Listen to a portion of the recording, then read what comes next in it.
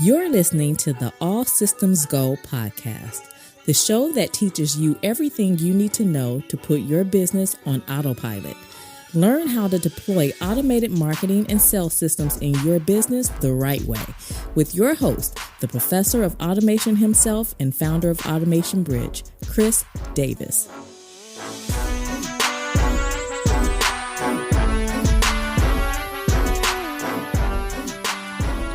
Welcome to the All Systems Go podcast. I'm your host, Chris L. Davis, founder of Automation Bridge, an online publication for small business marketing automation. In this episode, I want to discuss the power and importance of naming conventions.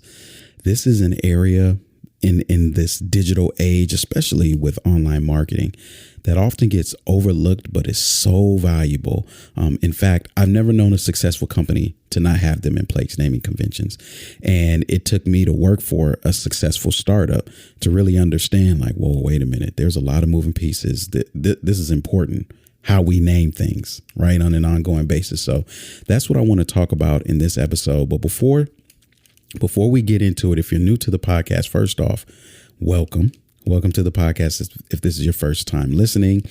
And what I want to do is invite you to do two things. One is listen to this podcast in its entirety intently, because the second thing is I want you to leave a 5-star rating and review if you find this valuable. Okay. And just know that your rating and reviews do not go unseen and unappreciated. In fact, I read them all, and it helps validate this podcast as one of the top marketing podcasts available. So if you could do that, it'd be greatly appreciated. I want to give a great welcome to the Innovation Smuggler. That's the username that it shows in iTunes. And it says, Chris knows what you don't.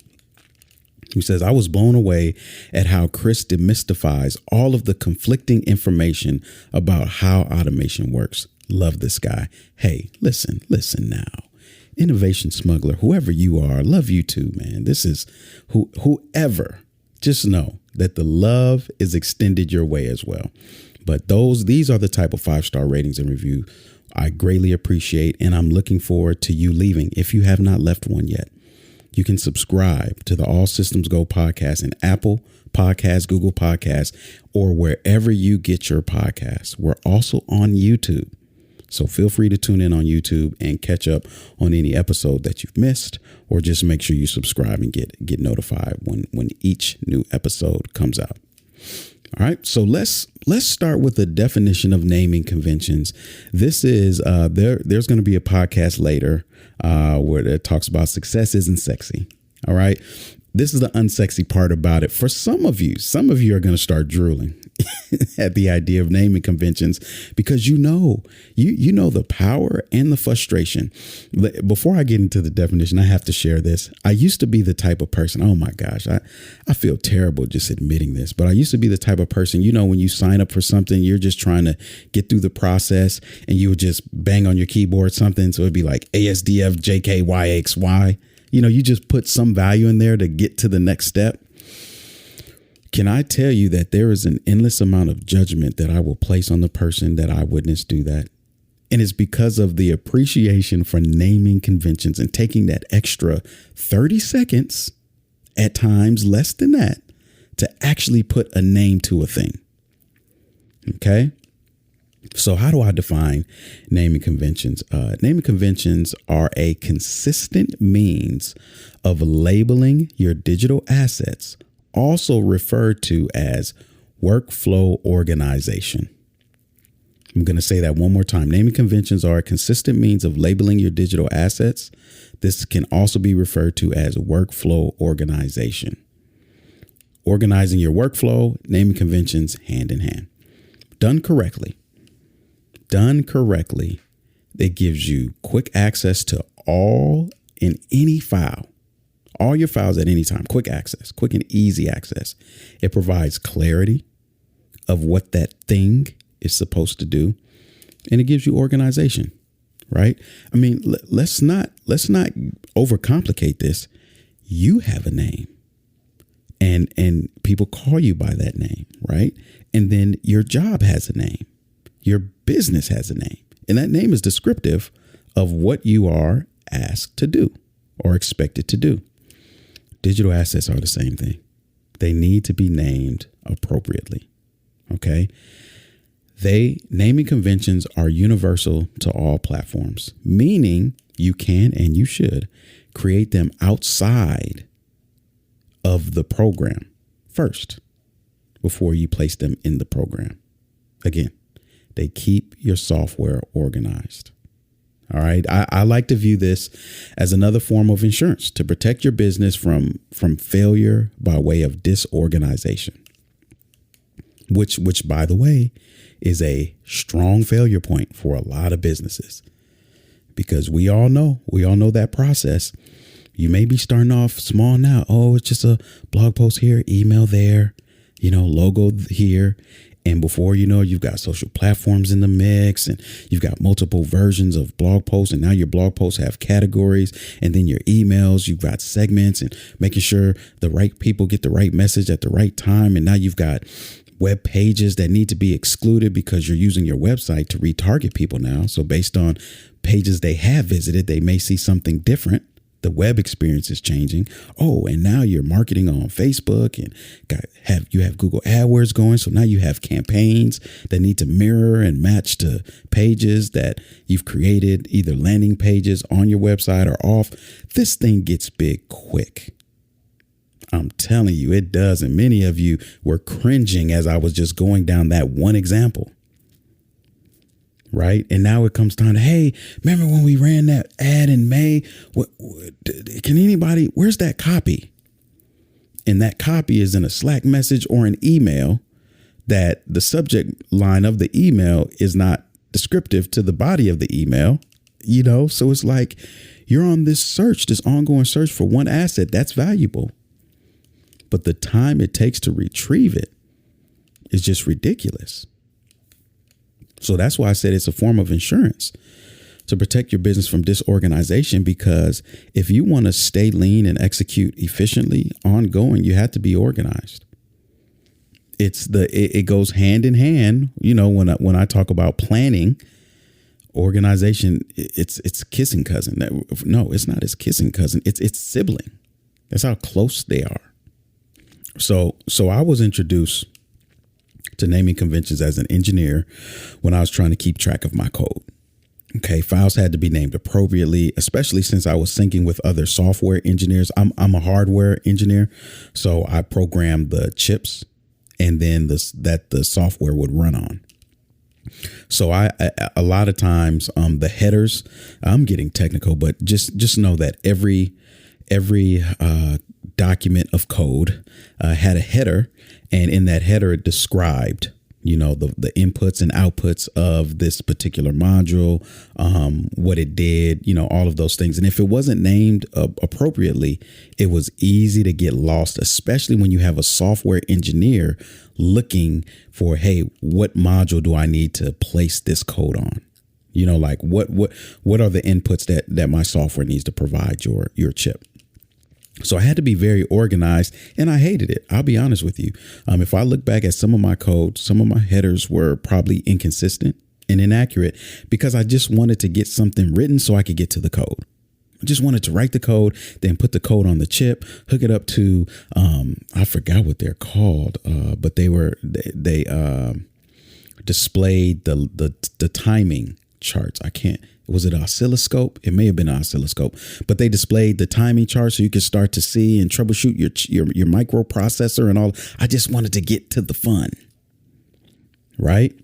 But as these projects grew, my disorganization worked against me. It really did. So I learned this as an engineer, but I still didn't see its value yet. I was aware of it.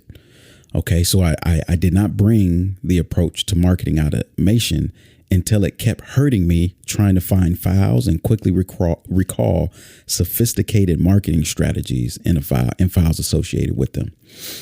What that means is I was put in a leadership position at a startup where my ability to locate and recollect all that we've done and is working well to repeat the company's success relied heavily upon that. And the reason being is because, in the startup space, everything is so dynamic. I never knew when the requests were coming, what they would be. Marketing was always changing. So if I wasn't organized, I couldn't meet the demand.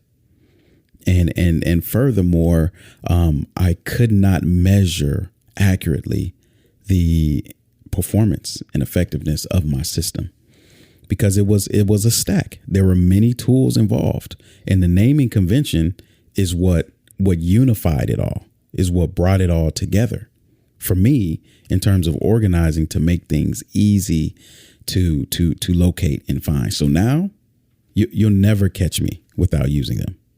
And I don't say never lightly. I literally, I'm not exaggerating.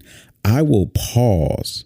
And if it takes an extra minute for me to think of a naming convention, like, hold on, this isn't going to be the last time that we're using this. Let me take some time to name this in a way that's going to make sense going forward.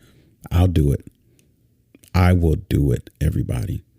So there's two types of naming conventions, contextual and absolute. So I want to define these because I really want to help you all understand what they are. I'm going to give you a framework as well later, just so you know how to use them effectively. So contextual deals with files being named in context to where they are stored in a platform. OK, so a Google Drive folder named products, and all the files in that folder are just named product 1, product 2, etc. Right. So the platform itself is providing the context in which your naming depends on or relies on. All right. So again, since I'm in Google Drive, I have a folder named products. The context is that product folder. So when I'm inside of that folder and I'm creating, maybe I have the amazing ebook, then I have the amazing ebook course. I just have the names of those products because contextually I know that they're in the product folder. Well, here's the problem with that approach. Files accessed out of context, like when you're sharing it with somebody or attaching it to an email or downloading it from the app, the file outside of context is no longer named clearly, right? In Google, I see it's in the product folder. So I know when it says, I use one of my courses, campaigns that convert. I know that since it's in a courses folder, I'll say, I know that it's a course. Right. But what if I shared that file with a copywriter and I needed them to look over it and all they see is campaigns that convert? They don't know it's a course. It's now out of context. So contextual naming conventions rely on the tool to provide the descriptor. OK, it relies on the tool. Now, what is absolute? Absolute is warning. Absolute may appear redundant, but it provides clarity in and out of context. I'm a huge proponent of over communication just in leadership, right? In the day to day, especially in startups. The moment you assume you told somebody something, they understood it fully and they're doing that thing, you're on the path to failure. I learned this in the startup space. Right. One of the leadership principles I live by is over communicate. Don't be afraid to repeat yourself. And you better not get offended if somebody says something to you twice, because you needed to hear it multiple times so you don't forget it. And you know its importance. Things are always changing. Over communicate. In environments where people do not over communicate and have a lack of communication, it drives me crazy. I have not thrived in those environments. I fought to put communication systems in place and that just deepened the blow because even those get ignored. Right. But you have to over communicate. So this absolute approach is a means of that. So the same scenario where we have product or courses, I kind of switched it up to courses to make it more applicable to what I'm talking about. So let's take the same real world scenario where you have a folder called courses, and in that courses, you have campaigns that convert, which I do, right? Contextual, that's how it would appear. How it truly appears in mine is absolute. I have a folder called courses, and then in that folder, I have a file called course-campaigns that converts. Now, again, that seems redundant because it's in the courses folder. So if I clicked on courses and then I see a file name courses / then the name of course, it's like, well, it could appear redundant. But now let's go right back to the same situation. What about when I share it? What about when I attach it? What about when someone downloads it? Whatever. Somebody gets access. I give access to this file. When they see it, there's no question. This is a course called Campaigns That Converts. Simple, right? And it's often easier to search by name than it is to rely on the tool to provide the intelligence in searching. What does that mean? That means I guess you all are seeing a theme. I do not abide by, let me not say abide by. I do not defer. There it is. I don't defer to the software that I'm using to be able to know what's best for me in my organization. Okay. Especially when a lot of you guys don't think about this. A lot of you all don't think about this. What about the untimely event that you need to export your data? If your data is in your platform and your naming conventions are contextual to the platform, oh my goodness, you're in for a long migration. Okay. So I like to name everything absolute because it's easier searching globally, regardless if the file is on my computer, if I'm using the software search function, whatever the case is, a strong naming convention that's absolute will win. So let me provide some examples, some absolute versus contextual.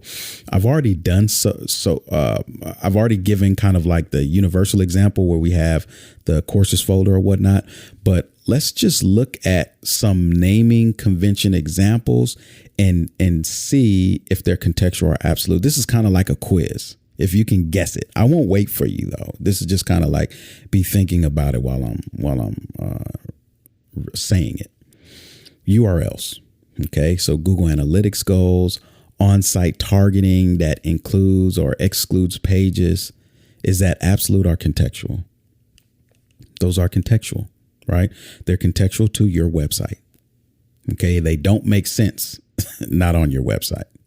All right. So tags that could potentially be stage of funnel, products purchased, actions taken, status of contact, etc. Should those be contextual or absolute? They should be absolute because, again, in the event that you export those, or if you're like me and you've been listening to this podcast and you subscribe to the way of doing things the right way, you have your tag database that exists outside of your software. Okay. So in that event, it's already absolute because you're just copying and pasting the values into there, into your software. Right. Custom fields, grouping them by function. This was I was thinking about before ActiveCampaign had the field grouping function, but now I believe every platform has it to where you can group custom fields. But by default, they're contextual. Custom fields are contextual. If you think about it, if you go into all of the platforms, Entreport has groups, Infusionsoft has categories, and or headers. They have headers for your custom fields. They call them headers. ActiveCampaign has groups. I believe HubSpot has groups as well. You can easily create your custom fields to be contextual, and a lot of times they're contextual, right? The grouping takes place in the software. There are times where, and I usually keep it contextual, but there are times where I will prepend the name, like add a naming convention to it. So, maybe I have the name of the funnel dash and then the name of the custom field. There are times where I do that, but for the most part, custom fields are pretty contextual and they're pretty safe, right? When you export and go to another platform or whatnot. What about automations and workflows? So this is folders, labels, and whatever other grouping mechanism you call. Again, ActiveCampaign, they're called labels. Entreport, they call them groups. You know, Infusionsoft, how do you group the campaigns? I don't know if you can group the campaigns. I think you just search. So naming conventions in Infusionsoft are extremely important to group your campaigns. So what would that be? That would be absolute. Okay. You want an absolute naming convention for those things. Files located on your computer or in the cloud. Contextual or absolute? Absolute. Again, if any other person or tool has or will have access to those files, it needs to be absolute. Forms that you create for your in your software, those should be absolute. Emails. Oh my. Let me calm down. Emails. You have to get this one right, everybody. Emails are absolute. The naming convention should be absolute. And your email should be written outside of platforms. Okay? Please, please, please make sure that you own the repository of every email you've ever written and sent. Do not, I repeat, do not jump into a tool, jump into software and create your emails in the software. And that is the only place your emails are. Do not do that. Okay. So your emails exist outside of your software, outside of the platform you're using, and they have an absolute naming convention. Graphic files, think of Canva and Photoshop. And if you're doing Fiverr and 99 Designs, things of that nature, you get those files back. Are you naming them contextual to the folder on your computer or in Canva, or are they absolute? They better be absolute. They absolutely better be absolute naming. And again, absolute means if someone else gets access to it, they know exactly what it is. So if you've got 5 logos, guess what? Logo dash name of logo. Logo 1, logo dash logo 2, logo dash logo 3, right? You have those files on your computer at any point. If you share that, can you imagine sharing, sending a logo to somebody and it's named appropriately? On the receiving end, they know, oh, this is a logo and it's number 4. Oh, this is logo number 4. Hey, can I see logo number 2? The conversation immediately is more effective just from naming things properly. And guess what? If they ever needed to go back, hey, I sent you logos. I sent you logo 4. Check your email. I know it's in there. I'm not in front of my computer, but just check for logo 4. And they do a search for logo 4. Guess what? It's coming up. Now, what if you have all these logos and it's just like logo, parenthesis 1, logo parenthesis 2, because you keep downloading the same file. Don't name it. And your Mac is just appending these numbers after it. There's no way to know. There's no way to know which is which. Right? Not easily. And then if you start to combine different types of graphics in there. So now I need to say, hey, this is a logo. Hey, this is a square artwork. This is rectangle artwork. It just makes everything so much easier to find. Okay. So any file that you need to organize and retrieve, which is basically every file, needs a naming convention. And as we just walk through all these examples, you're better off to just default on absolute naming conventions. I'll admit it gets a little weird for like workflows and everything and automations. I can't envision myself in ActiveCampaign like having an automation named automation dash and then the name of the automation. So that gets weird. However, I will have a naming convention for all of the automations. Right. So that brings me into a framework. Just a framework to get started to help you with naming conventions. If by now you're just like, what are you talking about? I need to see this. What is going on? Right. Thank you for hanging in there this long. And now I'm going to make it known. OK. Or I'm going to give you a framework that I believe you can use. So this is the safest naming convention framework that I know of. I've created this and I use daily. So let me talk about different what would these be? Different, not necessarily categories, but different descriptors. That's what we'll say. So first is the safest framework that I like to use is start with function, what it does, how it's used, or where it's used. Start with the function. This could be a department. This could be an outcome. This could be a campaign, right? Like start with the function, group things by their function first. And a lot of times what I like to do is use all uppercase. There are times where I'll surround it by symbols as well. So I've been known to, like if I have a particular function like webinar, I want to group everything by the webinar. I would have webinar in all caps and maybe it's surrounded by brackets, or it would be in all caps and surrounded by a colon or a hyphen, right? So that's the first step to my naming convention is function. What's the function of this thing? Right. And I want to say symbols should be used reservedly. OK, there are certain symbols that are OK, like colons, underscores, hyphens. I know those are all OK. But when you start to get into brackets, slashes, forward slashes and backslashes, pipes, those can cause issues depending on the platform. But universally, colon, hyphen, underscores are pretty safe. OK, so I have my title, I have my function, and then I have my hyphen or whatever to separate it. Then I have my title. That's what it is. OK, so if it's a webinar, I have a hyphen and then it's the title of the webinar.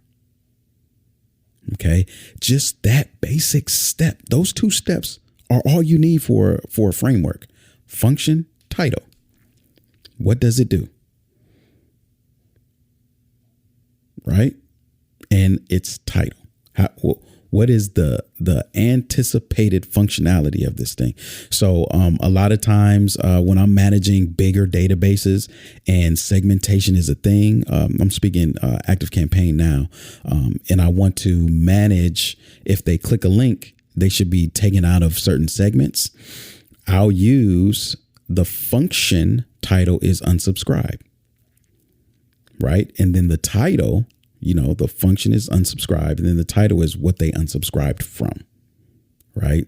So unsubscribe dash weekly newsletter, unsubscribe dash every blog post, just to keep in mind, unsubscribe dash no engagement. Right. Just again, first off, I want to be granular with who's unsubscribing and why and where they're at. And then two is I need to, if I go in and just type unsubscribe in my tag manager, it pulls up all of those tags, all my unsubscribe tags. Easy to follow, easy to find, easy to use. OK, and the last thing. So we have function and title just as a very basic framework. I'm going to give you examples to everybody. Don't worry. It's not just that one example I'm going to give. I've got some other ones I'll give you.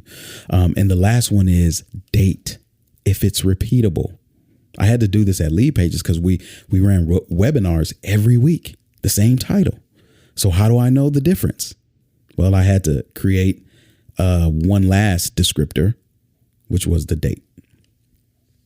OK, so if you run the same event, again, if you're leveraging my previous episode where we were talking about repurposing, a webinar is a good example. Stop creating 5 different webinars. Use one webinar and run it over and over and over. Get better and better. Help it produce more and more results. So if that's the case, you're going to be running it on multiple dates. You need to determine which date that webinar is. If date is important to you. Maybe you just want to know they've attended this webinar. That's all I care about. But if you want to add date as the last descriptor, that would be the third descriptor.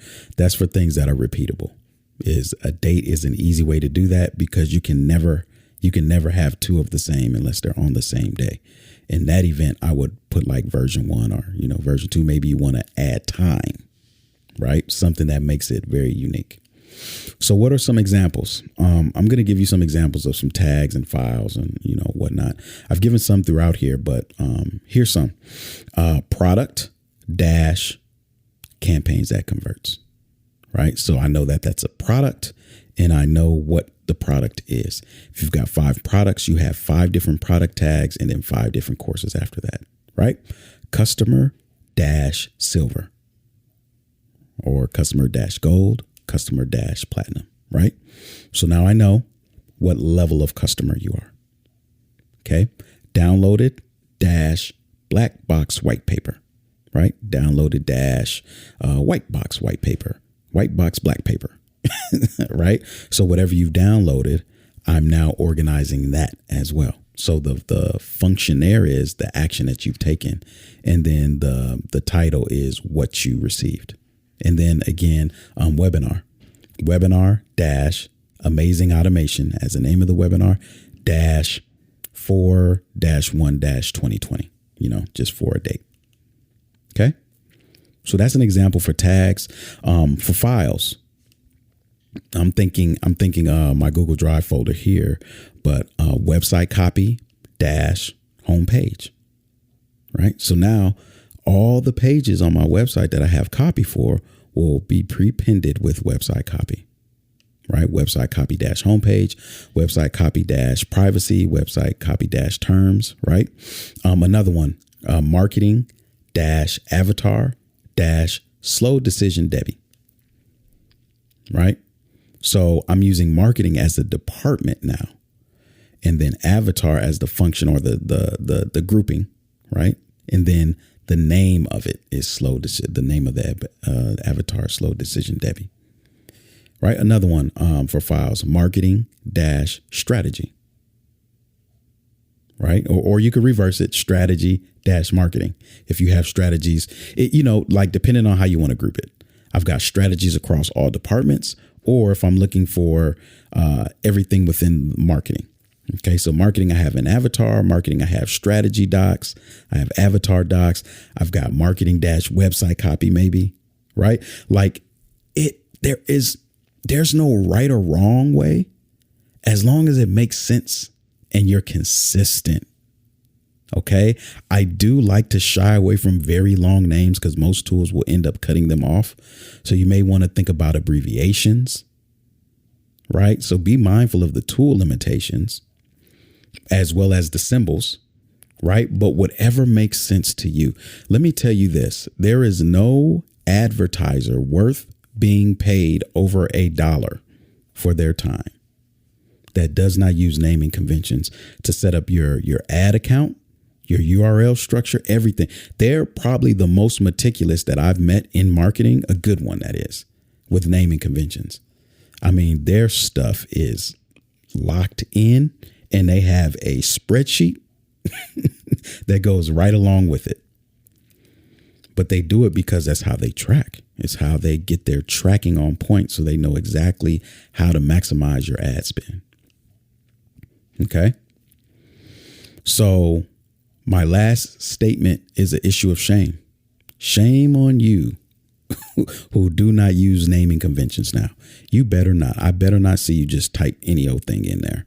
In that, when you're creating that tag, don't you just say lead magnet and then just move on. You better not. And especially, well, I don't have to worry about it. If you're in any of my programs, I don't have to worry about it. You already have a framework in place. If not, I've given you mine. Like I don't have to worry about that. But let me ask you this. Who needs to hear this? This is your tattletale moment, everybody. And this is primarily for marketers. No, it's not. No, it's not. This is primarily for CEOs. I need you to tell on your marketer. Log into your app, log into your software and look at how stuff is named. Does it make sense to you? If it doesn't make sense to you, there's some work that needs to be done on behalf of your marketer. You should have a naming convention that's clear and easy to follow by everybody on your team. Okay. So who needs to hear this? CEOs, this is like twofold. You may need to give this to your other CEO buddies as well as your marketer and say, hey, why are we not doing this? This is an important one because organizing your workflow has a direct correlation to the output of that workflow. Okay. A better organization, better outputs. So who needs to hear this?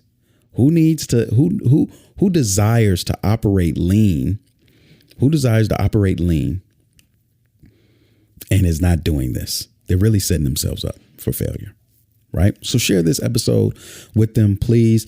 And now is the time for my first time listeners. This is when you leave your 5-star rating and review. Go into iTunes, leave that 5-star rating and review for me. It's greatly appreciated. If you're not subscribed, make sure you are subscribed. All of the episodes and show notes are and always will be available at automationbridge.com/podcast. And if you're looking to learn about systematizing your business, I like to invite you to my weekly masterclass, and it covers the fundamental systems every business needs in order to scale efficiently. That's found at automationbridge.com/systems. That's systems with an S. So until next time, automate responsibly, my friend.